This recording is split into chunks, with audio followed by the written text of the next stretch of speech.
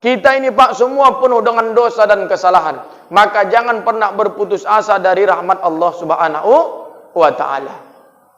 Itu malaikat Jibril Pak datang kepada Nabi Muhammad memberikan kabar berita yang betul-betul membuat kita bahagia. Kata Jibril alaihi salam, wahai Muhammad, sampaikan sama umatmu, kalau nanti mereka penuh dengan dosa, melakukan maksiat siang dan malam, tak ada setetes kebaikan yang ia lakukan, tapi sebelum ia meninggal 1 tahun saja, dia kembali kepada Allah, maka Allah akan terima taubatnya. Apa kata Nabi Muhammad? 1 tahun, wahai Jibril, lama kali itu. Model umatku ni ala akhir zaman ini malas untuk ibadah. Banyak buat dosa, lama kali. Tolonglah ambil sama Allah keringanan lagi. Datang lagi malaikat Jibril menghadap Allah. Datang lagi malaikat Jibril menghadap Nabi Muhammad. Ya Muhammad, walau umatmu banyak punya dosa, kemudian ia datang kepada Allah 1 bulan sebelum ajalnya dicabut, maka Allah akan terima taubatnya. Lama kali. Sampai 1 pekan. Sampai 1 hari, sampai 1 jam, bahkan sampai 1 menit, Pak. Sebelum nyawa kita berada di goro-goro atau terongkongan, maka ketika kita bertaubat kepada Allah, Allah akan terima ampunan dan taubat kita. Itulah saking kasih sayangnya Allah.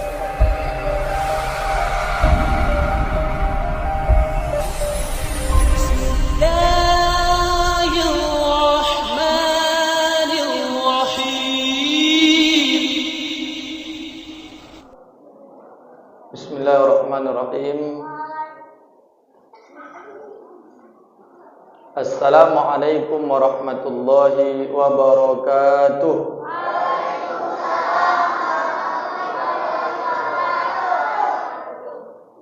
Semangat kali. Bismillahirrahmanirrahim. Walhamdulillah. Wassalatu wassalamu ala Rasulillah wa ala alihi wa sahbihi wa mawalah. Asyhadu an la ilaha illallah wa asyhadu anna Muhammadan abduhu wa rasuluh alladzi la nabiyya ba'dah. Faqala Allah Ta'ala fi kitabihil karim, a'udzu billahi minasy syaithanir rajim. Bismillahirrahmanirrahim. Qad aflaha man zakkaha wa qad khaba man dassaha. Surah Asy-Syam ayat 9 dan 10.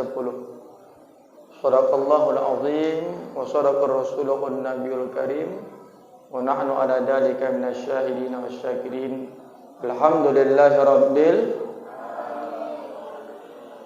Pertama, mari kita ayahanda ibunda bersyukur kepada Allah dengan mengucapkan biqaulina alhamdulillah. Baik dalam situasi dan kondisi apapun yang kita rasakan hari ini, baik sehat maupun sakit, lapang maupun sempit, tak bosan kita senantiasa banyak bersyukur kepada Allah. Mudah-mudahan dengan bersyukur kehidupan kita ke depannya semakin subur dan makmur. Amin. Ya. Salawat dan salam mari kita perbanyak pada junjungan alam Nabi Muhammad sallallahu alaihi wasallam. Mudah-mudahan dengan banyak kita bersolawat kita mendapatkan syafaatnya nanti di hari yaumil mahsyar kelak. Amin ya rabbal alamin. Ayahanda ibunda yang pertama saya muliakan, Badan Kemakmuran Masjid Babus Salam Sukamaju, kemudian para asatid, para masyayikh, para tokoh agama, tokoh masyarakat, dan yang sering menokoh, semuanya insya Allah dimuliakan. Dan juga yang saya banggakan adalah anak-anak yang dari tadi ku tengok tak bisa diam. Hari ini kita akan membahas kitab Al-Isti'dad li Yaumil Ma'ad.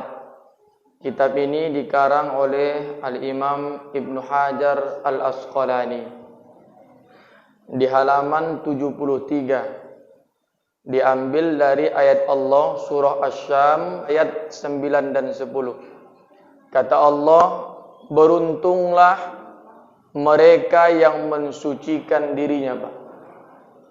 Dan merugilah manusia yang mereka senantiasa mengotorinya. Ayat ini dikuatkan oleh hadis yang diriwayatkan Imam Bukhari maupun Muslim. Kata Nabi, ala wa inna fil jasadil mudghah idza salahat salahal jasadu kullu wa idza fasadat fasadal jasadu kullu ala wa hiya al qalbu. Di dalam diri kita ini, ayahanda ibunda, ada segumpal daging. Ketika yang segumpal ini baik, maka dipastikan baiklah seluruh anggota tubuh kita. Tapi ketika yang segumpal ini rusak, maka rusaklah seluruh daripada diri kita. Itulah yang disebut dengan hati. Hati itu bahasa Arabnya qalbun. Bukan kalbun ya, Bu. Kalau kalbun gunggung. Ini qalbun, artinya hati. Ada fuad, ada nanti namanya lutbun, hati nurani. Ya. Bahasa lain dari hati ini, Pak, adalah jantung. Jantung ini tujuannya untuk memompa darah dari ujung kepala sampai ujung kuku. Kira-kira kalau jantung kita bermasalah, terjadi pengendapan di darah, muncul nggak sakit, Bu? Muncul. Sakit apa itu? Jasmani. Tapi ketika yang bermasalah adalah hati kita, bukan berdampak pada penyakit jasmani, melainkan akan berdampak pada penyakit rohani. Makanya Imam As-Sakandariyah membagi hati itu menjadi 3, Pak. Ada yang disebut dengan qalbun syakir, hati yang pandai bersyukur. Hati yang pandai bersyukur itu ia merasa bahwa ada kenikmatan yang diberikan Allah dalam dirinya. Sehingga dengan kenikmatan itu dia bersyukur. Bentuk syukurnya itu dia rajin menyebut, ya, berzikir, bertasbih, mengucapkan tahlil kepada Allah Subhanahu wa taala. Dan ia sibukkan jasadnya untuk melakukan amal soleh atau ibadah kepada Allah Subhanahu wa taala. Ada yang disebut dengan qalbun marid, hati yang sakit, Pak. Hati yang sakit ini itulah nanti mudah tersinggung, gampang marah, Pak. Dinasehati mombal, dikasih tahu belagak pintar. Ini kalau udah begini, ini hatinya ini sakit ini. Ya, Bu, hatinya sakit. Ada juga disebut dengan qalbun mayyitun, hati yang mati. Hati yang mati itu kalau sudah mati, maka dalam pandangan Allah itu, Bu, seperti bangkai yang berjalan. Maka dia tidak akan dianggap, walaupun jasadnya masih hidup. Ciri orang yang hatinya ini mati, lebih banyak dia lengah dari ibadah. Lebih banyak dia maksiat daripada taat.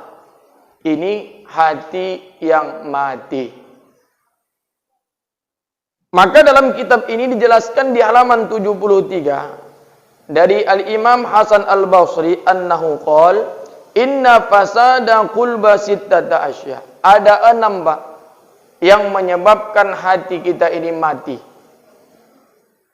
Ada 6 hal yang menyebabkan hati kita ini rusak.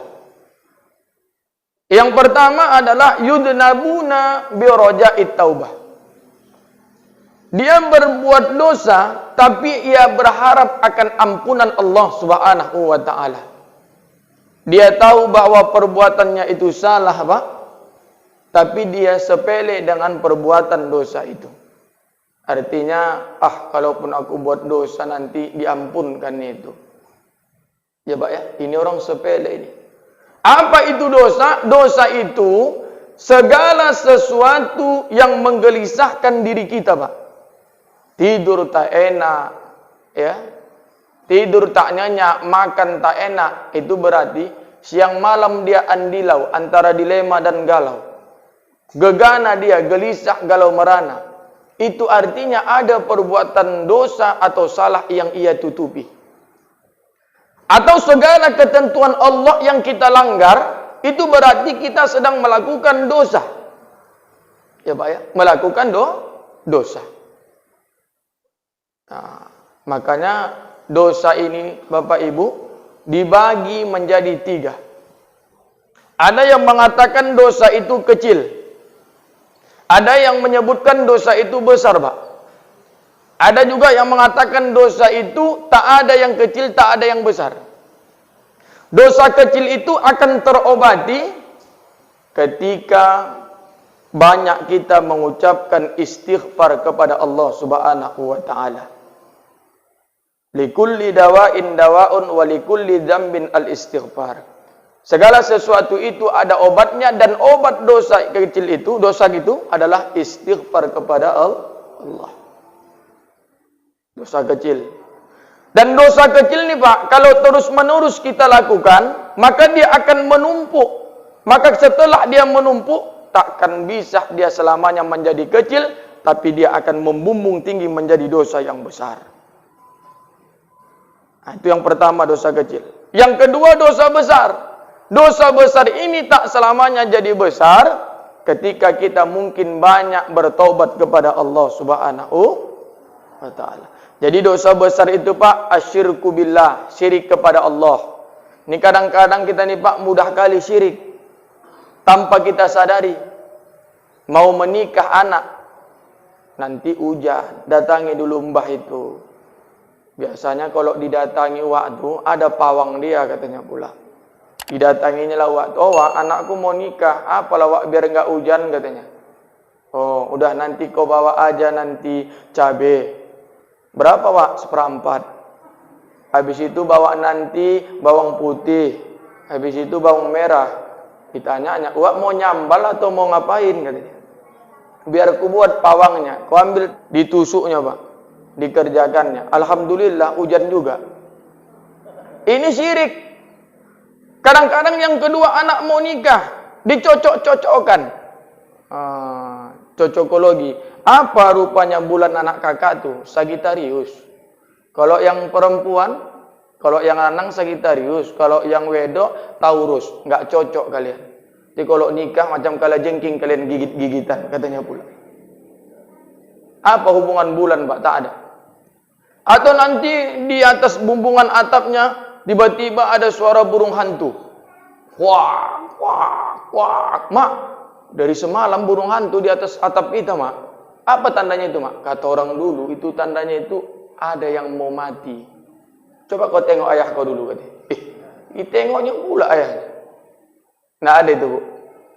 Atau ibu 50 tahun sudah bekerja keras, siang dan malam, banting tulang, peras keringat. Orang belum bangun, ibu udah bangun. Orang sudah tidur, ibu atau bapak baru pulang ke rumah. Ya. Tiba-tiba 50 tahun bekerja Pak, tak juga rezekinya memadai. Akhirnya datang dia kepada orang pintar. Kenapa dibilang orang pintar? Karena yang datang orang bodoh, Bu. Datang dia, Wak, ada apa? Aku Wak, tolonglah Wak. Macam mana caranya biar kaya Wak? Nah, coba tengok dulu garis tangan kau katanya. Nah, ditengoknya lah sama ya. Pantaslah kau tak kaya-kaya. Ini garis tanganmu nih M ini katanya. Apa arti M itu Wak? Miskin. Sekarang ku tanya dulu ibu bapak, cobalah tengok garis tangan kita nih, ada yang K atau L? Semua miskin, M. Kalau ada salcele itu, salah cetak. Betul Bu? Ya? Tak ada itu. Ya? M semua. Tengok. Tengok. Kau apa? M. Udah miskin kau. Ya. Ya Bu ya. Jadi jangan syirik, tak boleh. Jangan percaya dengan akan hal-hal itu, ya Bu ya. Asyirku billah. Apalagi Uququl walidain, ini dosa besar. Durhaka sama ayah ibu. Ya, termasuk nanti janji palsu. Nah, dosa besar ini tak cukup dengan istighfar, tapi kita harus bertobat kepada Allah Subhanahu wa taala. Tapi yang ketiga, Pak, tidak ada dosa kecil, tidak ada dosa besar, karena yang dilihat bukan dosanya, tapi kepada siapa kita melakukan kemaksiatan, yaitu Allah. Makanya Nabi Daud alaihi salatu wassalam, Pak, itu pernah bermimpi dalam tidurnya, ya, Allah mengisyaratkan, kata Allah, wahai Daud, ketika engkau berbuat dosa, jangan kau lihat dosa itu kecil atau besar, tapi lihatlah kepada siapa engkau berbuat dosa. Sekarang saya tanya ibu yang nyandar di belakang, pernahnya ibu ulang tahun kan? Tak pernah, Bu. Sedih kali aku dong. Pernah ibu dikasih laki waktu ulang tahun kado? Parah kali laki ibu nih ya. Anggap ajalah pernah. Misal, ibu bekerja di suatu tempat. Ketika ibu ulang tahun, dikasih bapak handphone biasa. Kata orang sekarang, handphone pelempar anjing. Macam mana maksudnya dilempar anjing? Anjingnya yang mati, bukan HP-nya. Ya Bu ya. Kemudian dikasih lagi handphone Samsung. Kamera bagus, dikasih sama bos ibu, tempat ibu mengajar. Yang manalah ibu ambil? Suami, yang mana ibu ambil? Matre kali lah orang ini. Memang perempuan nih, Pak, ada 3 sifat yang melekat dalam dirinya. 1, egois. Yang kedua, perempuan nih, Pak, matre. Matre kali nih ibu-ibu ini. Betul, Bu? Kadang kalau ada di rumah gelas papa mama, pernahnya kita kadang menikmati gelas tuh, Pak? Tak pernah. Untuk siapa gelas papa mama tuh? Untuk tamu kalau datang. Atau kadang-kadang kalau mau Ramadan, penghujung Ramadan, ibu-ibu ini sering masak kue bangkit, telentang, telumpuk, kembang loyang, kembang kuncup, dimasak orang nih semua. Begitu ibu masak, pulang lagi. Mak, wangi kali ya, Dek. Kue bangkit doang nih, sur kali ya, Bang. Nanti suguhkan ya waktu mau buka. Siap, 86, tenang, Bang. Itu yang disuguhkan ibu nih yang rentung atau yang bagus, Pak? Kamu lah yang menjawab. Yang golak-golak ini pengalaman. Yang rentung, yang hitam, yang bagus untuk siapa? Itulah matre orang ibu itu. Robah itu. Makanya laki-laki sekarang kurus banyak. Ya, matre, egois, matre. Dia perempuan. Yang ketiga, perempuan ini cemburu, itu sifatnya. Bapak, kalau sholat subuh pakai parfum biasanya malaikat subuh, pulang nanti dicium ibu ini malaikat zuhur, itu lain lagi tuh. Cemburu. Ya Bu ya, perempuan ini pecemburu, Pak. Itu harus kita pahami itu. Kalau ibu, enggak lagi. Kalau ibu tak cemburu lagi kan? Enggak lah, udah 60 cemburu parah kali itu. Apa yang mau ibu cemburukan? Ya, Bu. Ibu pilih mana tadi? Dari bapak itu atau dari bos? Dari bos. Bagus, jujur berarti ibu. Kalau yang ibu lihat bukan dari segi jumlahnya, Pak. Ya, mahal atau tidaknya. Tapi kalau ibu melihat siapa yang memberi, tentu ibu akan ambil handphone yang biasa. Kenapa? Karena yang memberi adalah orang yang spesial, belahan jantung kita. Begitu juga dengan dosa nih. Jangan pandang dosa itu, Pak, kecil atau besar, tapi pandang kepada siapa kita berbuat dosa itu, yaitu Allah. Maka kalau kita, Bu, ingin berbuat dosa, pandang Allah. Jangan pandang dosanya kecil atau besar. Ya.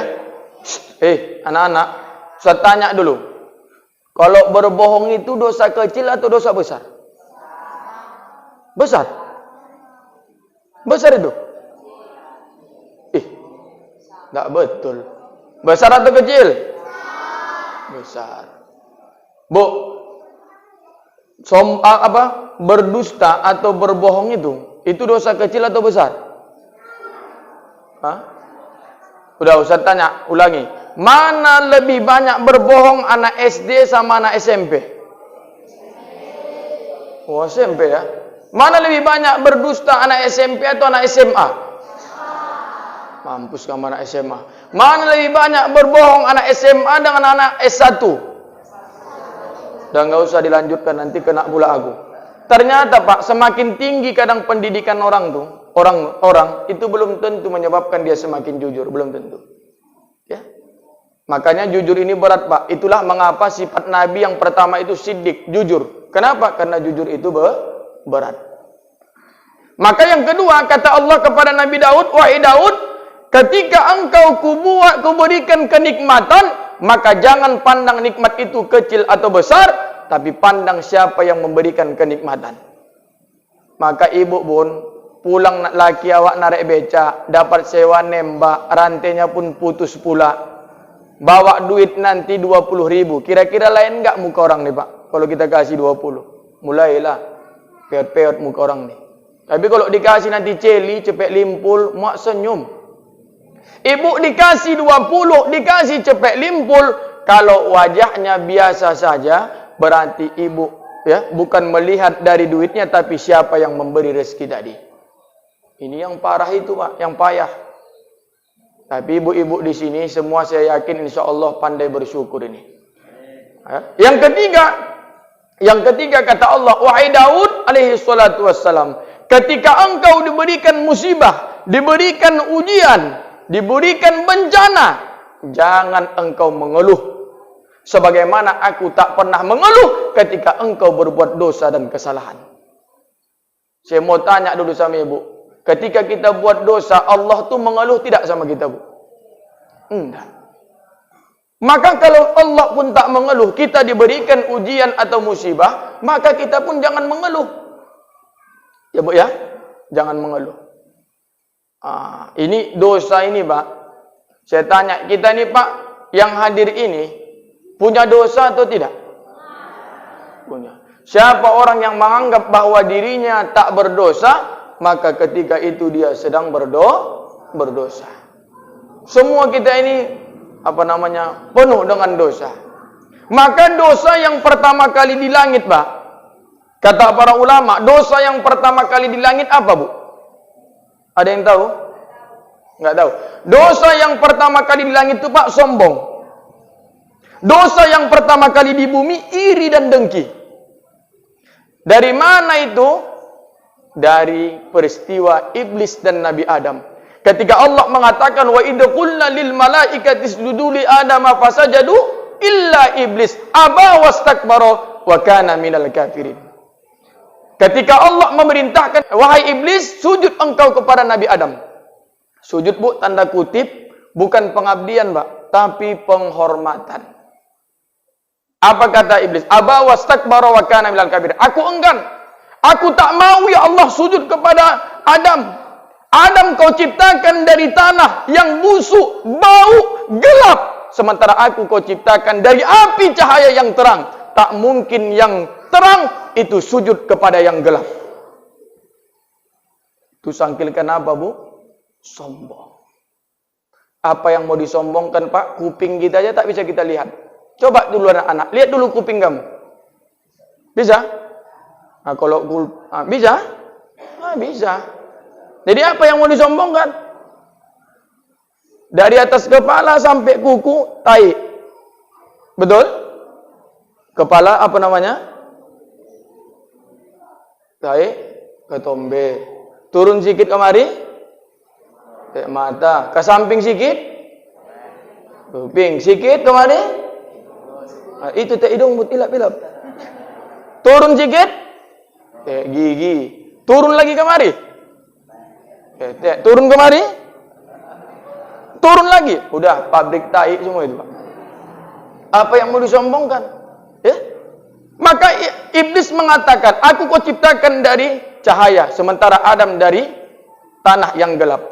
Iblis lupa Pak, bahwa di dalam tanah itu ada api atau tidak? Ada. Di dalam tanah itu Pak, ada udara atau tidak? Ada. Dalam tanah itu ada air atau tidak? Air, api, angin, tanah. Itu di dalam tanah lengkap. Maka manusia diciptakan 4 unsur. Sementara iblis diciptakan 1 unsur. Mana lebih hebat, manusia atau jin? Atau iblis? manusia, maka jangan takut dengan jin, Pak. Jangan takut dengan iblis. Ya, makanya dalam surah At-Tin apa? Laqad khalaqnal insana fi ahsani. Sungguh manusia itu diciptakan dari sebaik-baik bentuk. Ada yang takut dengan jin? Angkat tangan dulu. Aku aja jin, Ustaz, mana aku takut katanya pula. Ada yang takut dengan jin? Betul. Ini yang gendut takut enggak? Takut dengan jin setan enggak? Betul. Nanti kalau nampaknya mana? Lari lah. Tak usah takut, Pak. Ya, karena kita ini lebih hebat. Tapi ketika ibu takut, jin itu tahu gelombang kita, Pak. Maka ketika dia tahu, maka itulah kita mulai ditakut-takuti. Mulai takut, kosong kita hati, tak berzikir, itulah mulai kesurupan. Sedikit kesurupan, sedikit kesurupan. Maka kita ini sehebat-hebat makhluk. Ya, kita ini sempurna ciptaan Allah. Maka iblis mengatakan, ana khairum minhu. Aku ini lebih baik dari Adam, ya Allah. Maka kalau ada orang, Pak, mengatakan aku ini lebih baik dari orang lain, maka sampaikanlah bahwa dia iblis. Kita ini penuh kekurangan, Pak. Nggak ada yang harus disombongkan.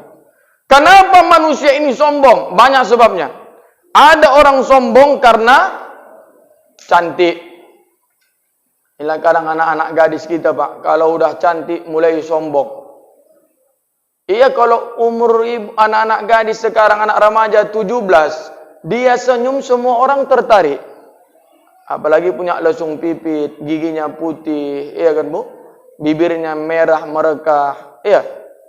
Kemudian kalau dilihat semua orang suka. Tapi coba umur 17 itu dibalik jadi 71, Pak.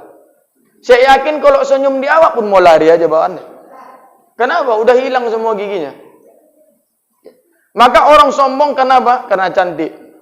Maka ibu tengoklah perempuan sekarang. Kadang-kadang berkereta, naik kereta, Pak. Supaya nampak cantik dan seksi, apa yang mereka lakukan? Kadang-kadang mereka, Pak, membuka auratnya. Makanya kita nih, Pak, hajab kita nih. Ibu, tolonglah kami yang laki-laki nih. Walau setengah mati kami nih, Pak, jaga iman. Kalau anak-anak ibu tak jaga akhlak, mampus kami nih. Betul, Pak? Berat kali jaga pandangan nih. Jangankan bapak, aku pun bayar.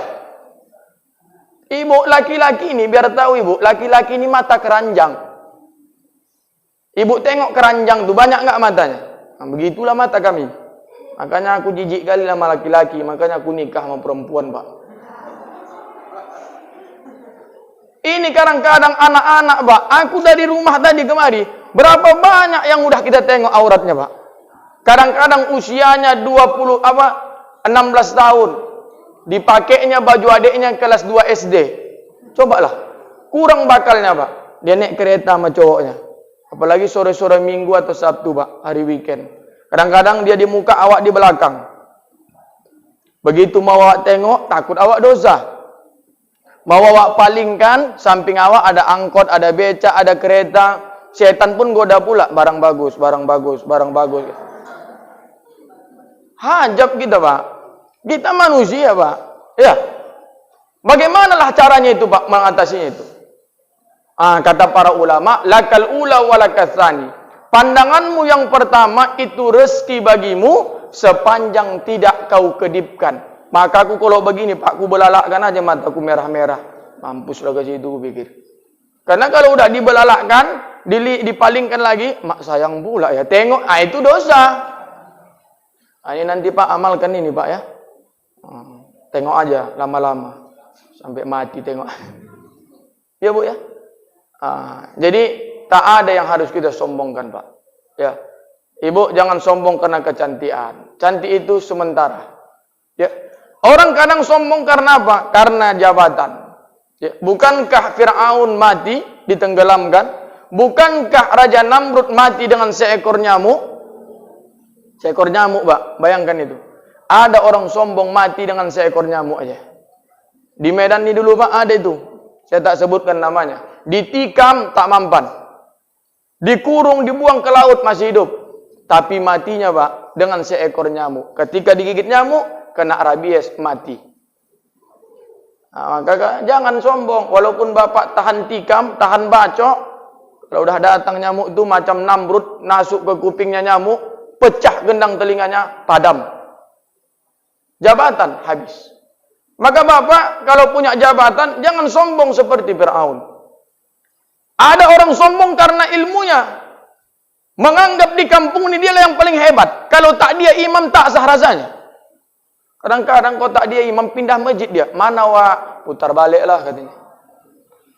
Jangan pak, tak boleh itu. Ya? Apalagi anak-anak remaja kita ini, suruh jadi imam. Ini ya. Macam siapa dia ni kan? Dilan ni kan? Ini yang putih ni. Ya, ada Dilan atau macam Aliando pun ada. Ya. Ini suruh jadi imam, Bu. Ini kalau dia jadi imam, anak-anak remaja ni pun datang semua. Apalagi kau yang ceramah.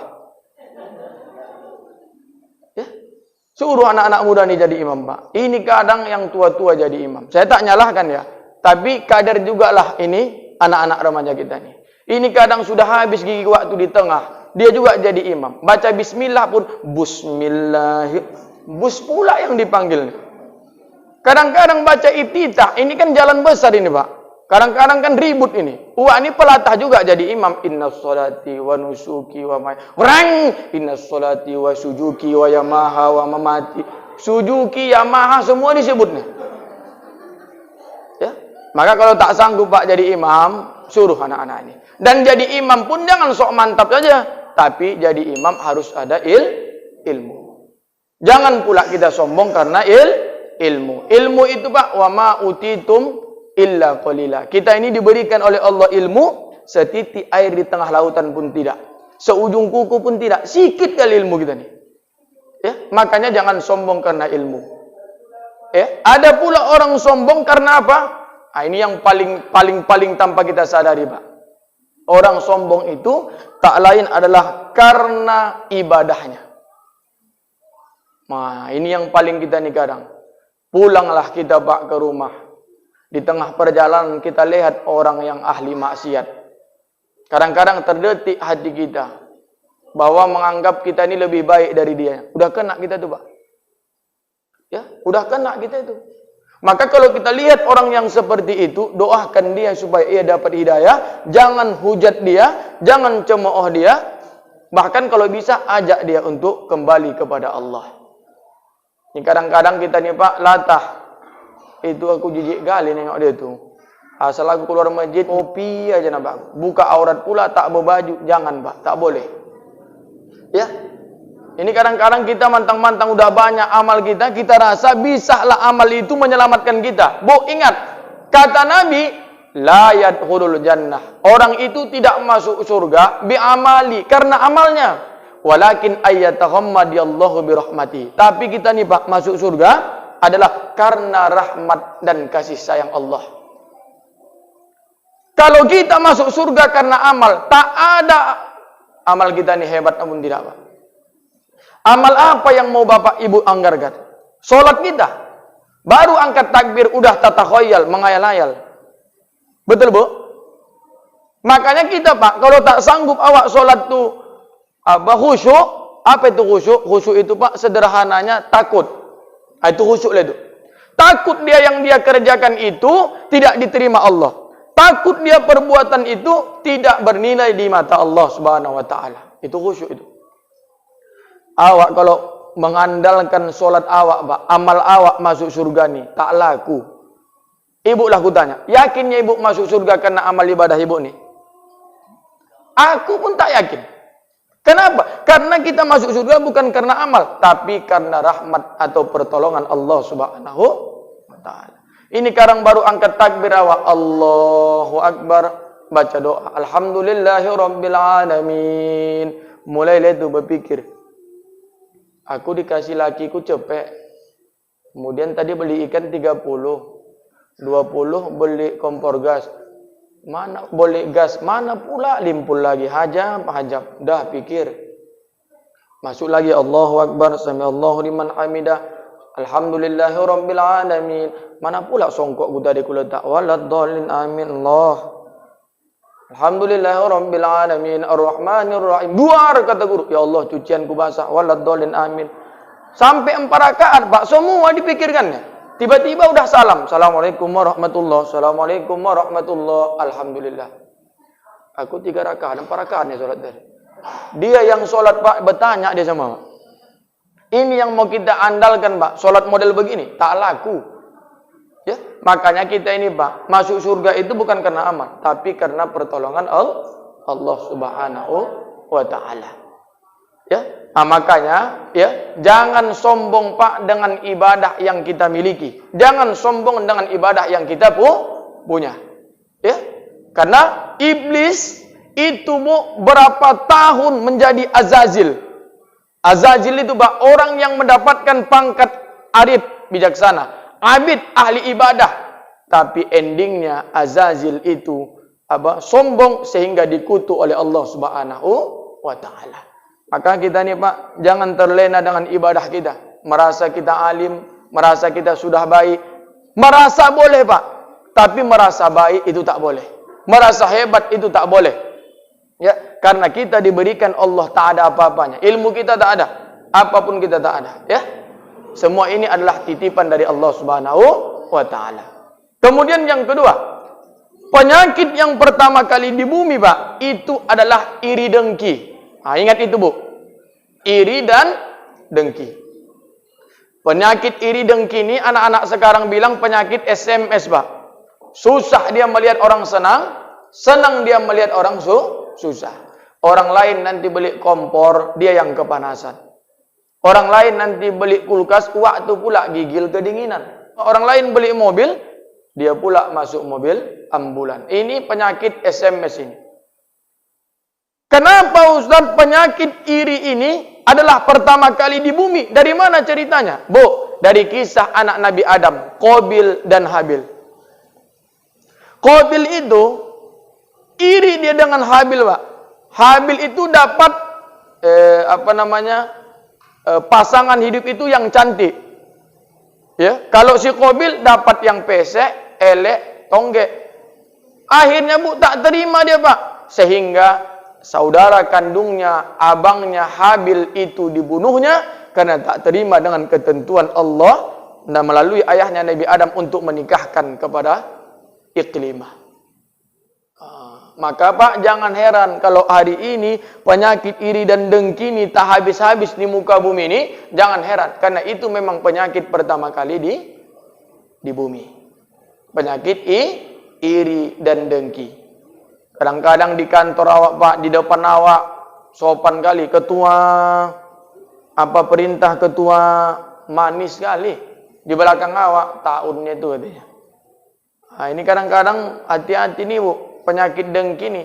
Kadang gara-gara penyakit dengki ini banyak orang yang hari ini mati gara-gara penyakit itu. Ya kan? Nah, maka hati-hati ini.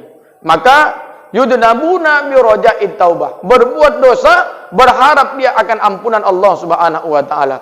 Kita ini, Pak, semua penuh dengan dosa dan kesalahan. Maka jangan pernah berputus asa dari rahmat Allah Subhanahu wa taala.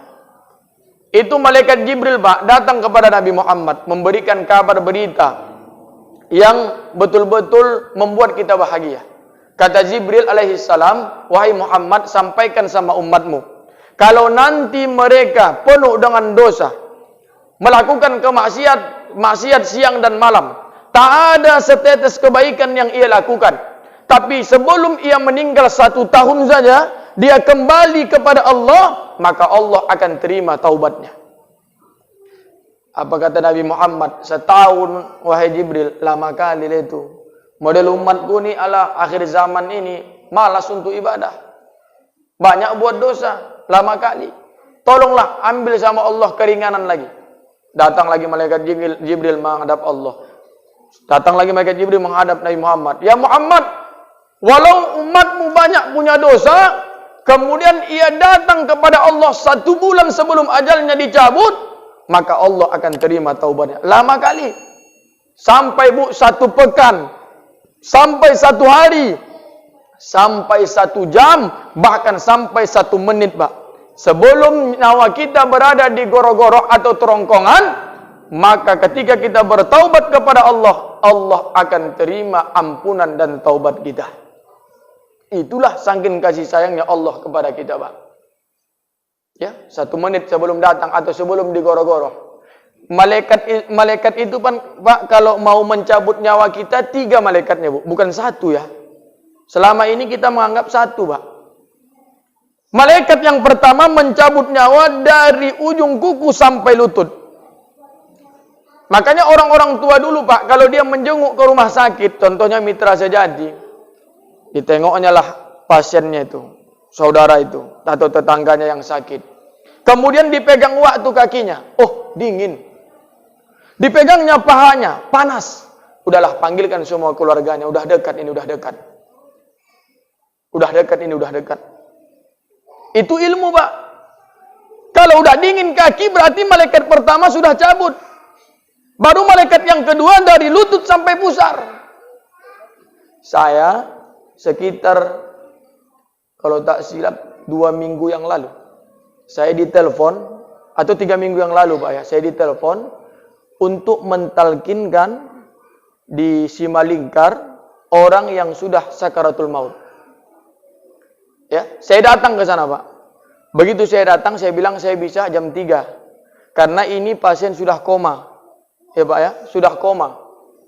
Dia hanya bantuan oksigen dari rumah sakit. Jadi seluruh alat rumah sakit itu, Pak, pindah ke kamarnya. Begitu saya datang, di rumah itu sudah ada anak yatim 50 orang. Bahkan di rumah itu, Pak, setelah saya datang pula ulama. Namanya Pak Dr. Syakban Raja Gugu dari Simalungun. 40 orang, Pak. Dalam hati saya, ini mau ngapain saya pikir. Rupanya Pak mau mendoakan. Begitu mau saya suruh mau mendoakan baca Yasin, datanglah tuan guru kita tadi, saya pun mundur. Saya tak tahu ini siapa, Pak. Tak tahu saya.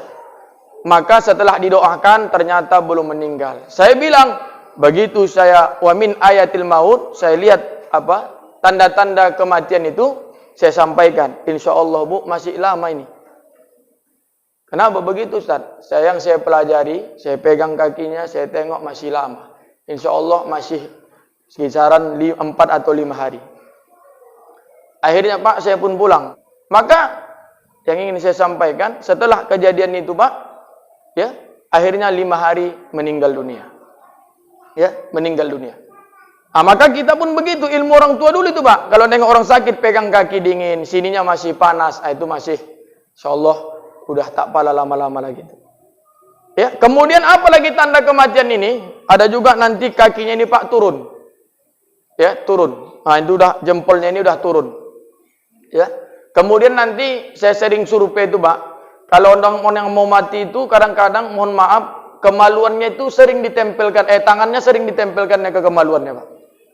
Nanti cobalah periksa Bapak. Cuman tak semua, Pak ya. Nanti di rumah sakit waktu tangannya sih nempel aja ke situ. Rupanya, ini mau mati nih kata Ustadz yang semalam itu katanya. Rupanya dia kurapan, Pak, bukan mau mati. Ini gawat juga. Tak semua, tapi bisa kemungkinan besar begitu. Ya, maka begitu malaikat pertama dari ujung kuku sampai lutut, lutut sampai pusar, yang mengeksekusi terakhir adalah malaikat Israel. Itulah ketika nyawa sudah berada di goroh-goroh ataupun kerongkongan. Kalau sudah berada di sini, mau bertobat, maka Allah tidak akan terima tobat dan ampunan yang kita lakukan. Sebelum dari situ, Pak, masih ada ruh kita, 1 menit aja pun Allah akan bukakan ampunan kepada kita. Ya, sebesar apapun dosa dan kesalahan yang kita lakukan, Allah akan terima ampunan dan taubat kita. Ya, maka ya, yang kita pernah, siapa orang yang tak pernah buat dosa, Pak? Kalau kita putar film kita yang lalu-lalu, masa muda kita, Masya Allah. Tangan kita ini banyak menempel kemana, Pak? Ya, mata kita ini jelalatan kemana aja. Kadang-kadang sering kan jero, keten jarak jauh, nengok cewek aja. Ya, lisan kita, Bu, kemana aja ini menceritai aib orang lain. Padahal aib diri kita pun banyak. Kaki kita ini lebih banyak melangkah ke tempat maksiat daripada ke masjid. Ya, semua kita punya dosa. Maka ya, di usia kita yang masih ada saat ini, ya, kita memanfaatkan untuk bertaubat kepada Allah Subhanahu wa taala. Ini yang pertama. Kemudian yang udah berapa menit itu, Bang? 40. Lama-lama kali ya kan. Kemudian yang kedua yang menyebabkan hati kita ini mati adalah apa ini? Wa yata'allamuna al-ilma wa la ya'malun. Beramal dia, Pak, tapi apa?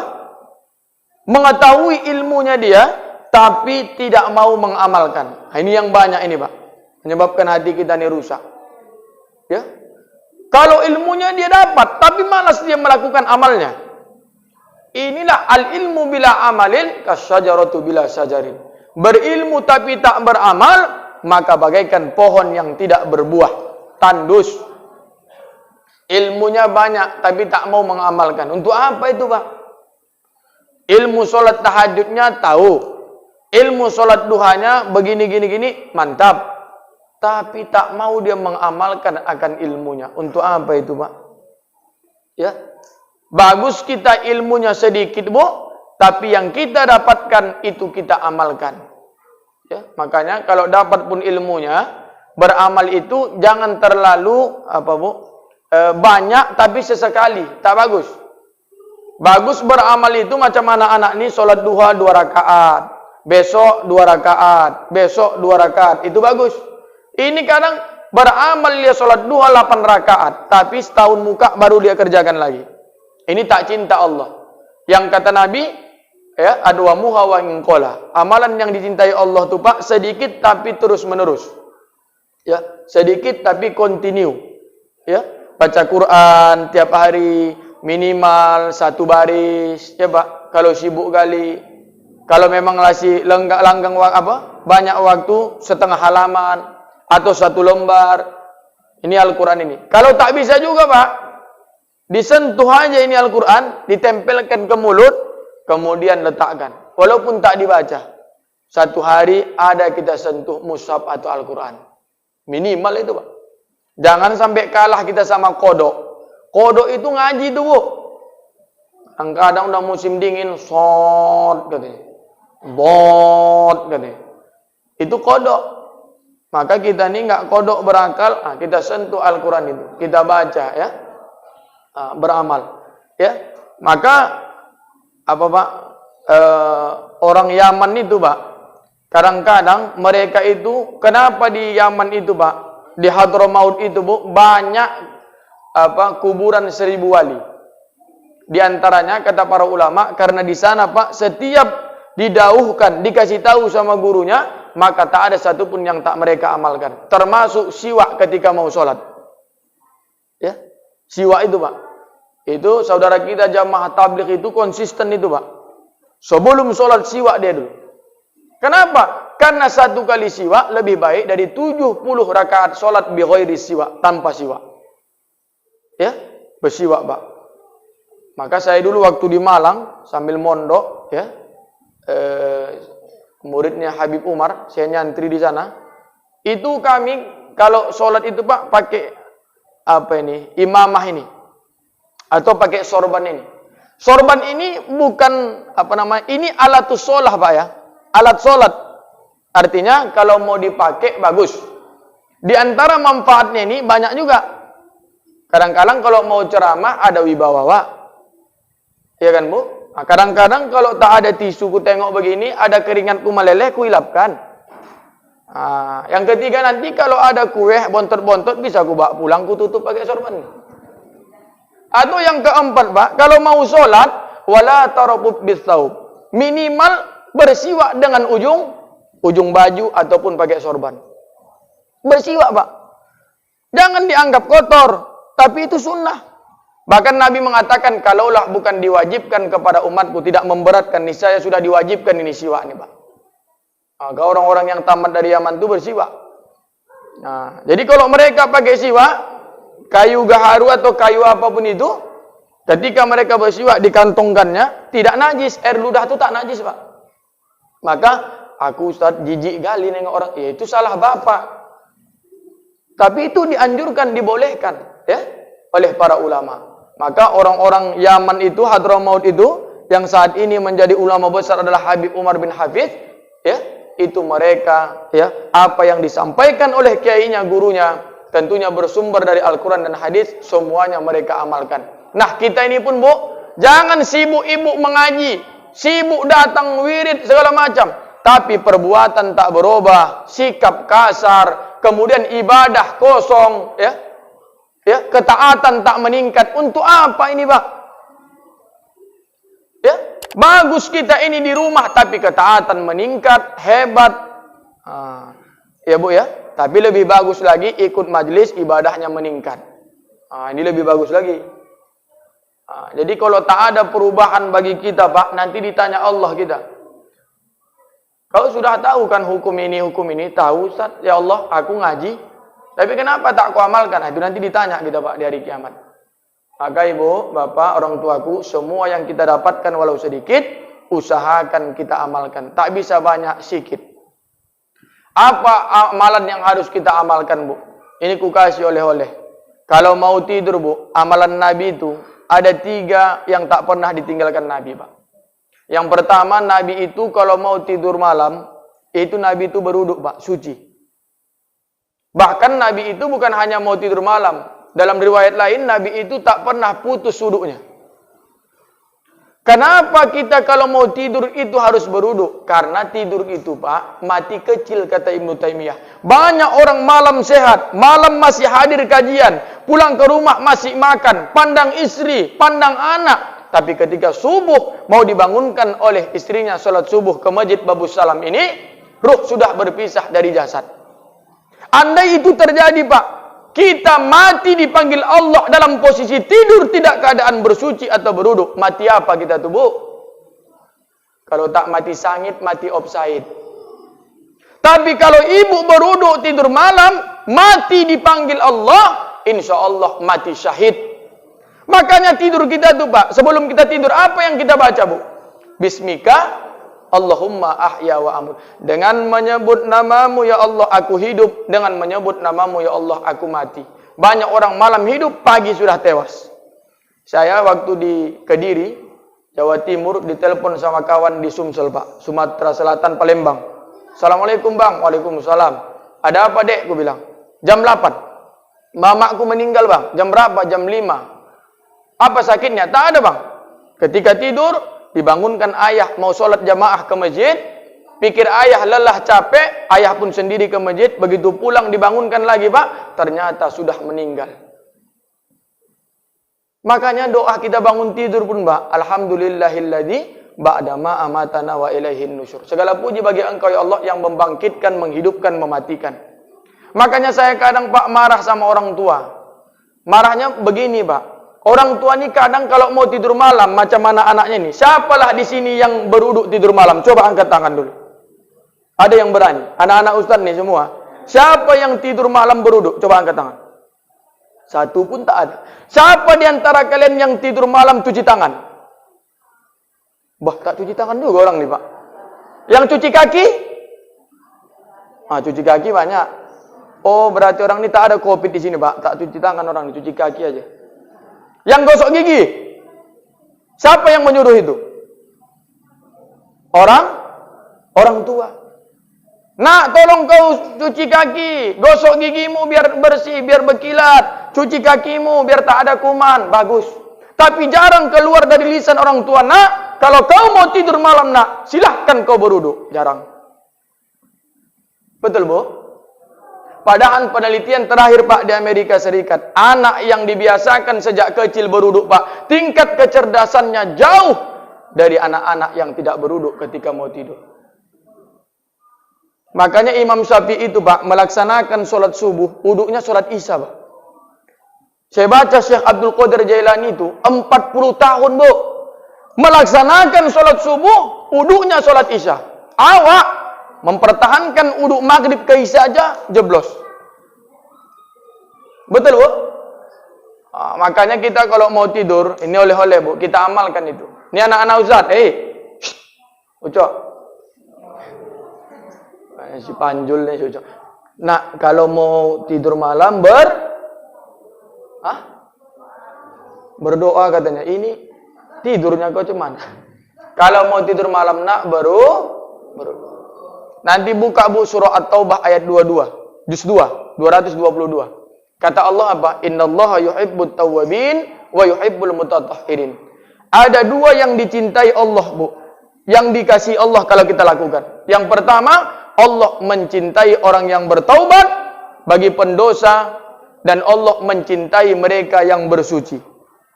Jadi kalau kita di sini Pak berwudu ini, di rumah Allah ini, Allah cintai kita. Ibu mengaji sibuk meraih cinta Allah. Ibu memasakkan lagi sibuk meraih ridho Allah. Tapi ketika kita bersuci berwudu, secara otomatis Allah mencintai dan mengasihi kita. Maka kalau Bapak Ibu mau dicintai dikasihi Allah, maka jaga wudu kita. Minimal kalau mau tidur malam awak berwudu. Cuman ku ingatkan, kalau mau berwudu Pak, jangan berwudu seperti wudu anak TK. Saya mohon maaf ini. Bagaimana wudu anak TK? Wudu anak TK itu Bu, fokus pada hitungan. Kadang-kadang diambilnya sunnahnya berkumur-kumur. 1, 2, 3. Ini wudu anak TK Bu. Wudu kita tuh jangan lagi begitu. Tapi ketika kita al-insyirak wal istinsyar, ketika memasukkan air ke mulut, kemudian memasukkan ke hidung, kita itu jangan putus dari doa. Makrifahkan kepada Allah, ya Allah, setiap yang keluar dari lisanku ini ucapan, jauhkan dari kata dusta, jauhkan dari kata pembohong. Berdoa. Membasuh nanti wajah, berdoa Pak. Ya Allah, jadikan pandangan ini nanti bisa memandang kekasihmu Nabi Muhammad SAW. Bisa memandang Allah Subhanahu wa Ta'ala. Berdoa. Ini kadang-kadang Pak, saya lihat ada orang berwudu. Ini kadang-kadang kalau undangan di asrama haji, saya pernah lihat itu. Ibu-ibu mau sholat zuhur Pak, dimasukkannya muncungnya ke dalam. Dalam hatiku kok begini wudu uak nih, aku pikir. Oh rupanya Pak takut dia lipstiknya hilang. Pertanyaan saya, wuduknya itu sah atau tidak, Pak? Sah atau tidak, Nak? Kenapa tak sah? Karena tak kena muncungnya, bagus. Karena muncung ini bagian dari wajah. Begitu basuh tangan, berdoa, Allahumma a'ti kitaba biyamini. Ya Allah, ya Tuhanku, jadikan di hari kiamat kelak aku menerima catatan di amal baikku. Ya, ini kita doakan.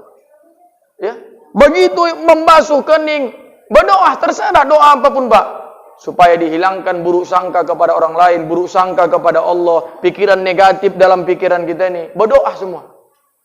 Begitu membasuh kaki, ya Allah, jinakkan kakiku ini melangkah ke masjid, jinakkan kakiku ini melangkah ke tempat yang baik. Itu didiatkan Pak. Ya. Ini baru uduknya itu bukan uduk anak TK. Tapi uduk yang dipenuhi dengan amal soleh, dan setiap yang dilakukan di basuh adalah ada kita berdoa meminta kepada Allah Subhanahu wa Ta'ala. Ya, jadi beramal, tahu kita silahkan amalkan supaya hati kita ini tidak mati. Kemudian mungkin yang terakhir aja nih, yang ketiga, ada 6 panjang kali sampai subuh pula kita nantikan Pak. Ya. Yang ketiga. Ya, yang ketiga, wa idza amalu la yukhlisun. Kita beramal Pak, tapi tidak ikhlas. Ya, beramal kita Pak, tapi tak ikhlas. Ini yang payah ini. Kalau kita beramal tapi tak ikhlas, apa itu ikhlas? Ikhlas itu sederhananya begini Pak. Ikhlas itu ketika kita memberi senang, yang menerima senang, Allah senang, itu ikhlas berarti. Ya Pak ya, itu sederhananya begitu. Kita memberi senang, menerima orang lain senang, Allah senang, itu ikhlas berarti. Ini kadang-kadang kita mengasih, yang kita kasih pun menggerutu. Kok kayak gini pula yang dikasih, itu berarti udah tak ikhlas. Apalagi yang menerima aja tak ikhlas, apalagi Allah tambah tak ikhlas. Makanya syarat diterima amal itu Pak, 1, niat. Niat itu harus betul-betul karena Allah Subhanahu wa Ta'ala. Yang kedua, syarat diterima amal karena ilmu. Kalau ada orang beramal tanpa ilmu, fahuwa radda, ditolak. Yang ketiga, orang yang beramal itu harus ikhlas. Yang dia lakukan itu bukan karena manusia, bukan karena sesuatu, tapi karena Allah Subhanahu wa Ta'ala. Wa ma umiru illa liya'budullaha mukhlishina lahuddin. Ikhlas dalam apapun yang kita lakukan. Maka ikhlas ini Pak perlu juga kita tirakat kata orang Jawa. Latihan, riyadhah, melatih diri kita supaya kita ini bisa mencapai pada puncak keikhlasan. Kadang kita tanya pun orang, udah ikhlasnya Bapak? Ikhlas? Belum tentu Pak. Karena ikhlas itu tidak terucap. Ya? Tidak terucap. Ini ikhlas ini beramal harus ikhlas supaya hati kita ini tidak mati. Ya? Jadi saya simpulkan ada 3 saja. Yang pertama menyebabkan hati kita ini mati Pak, berbuat dosa berharap dia akan ampunan Allah. Yang kedua dia mengetahui ilmunya tapi tak mau mengamalkan. Yang ketiga ya, dia beramal tapi tidak ikhlas. Ini menyebabkan hati kita itu mati.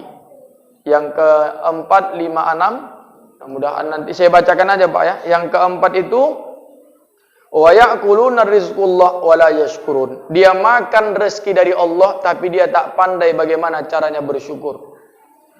Yang kelima, wala yaraduna biqismatillah. Ya. Dan tidak ridha dengan pemberian Allah atau ketentuan Allah. Yang keempat, wayat panuna mautahum wala ya'tabarun. Dia melihat ya Pak, suatu ada kematian tetapi dia tidak mengambil ibrah ataupun pelajaran dari sebuah peristiwa kematian itu, maka itu pertanda bahwa hatinya rusak ataupun hatinya mati. Ya. Nah, ini dulu Bapak Ibu yang dapat kita.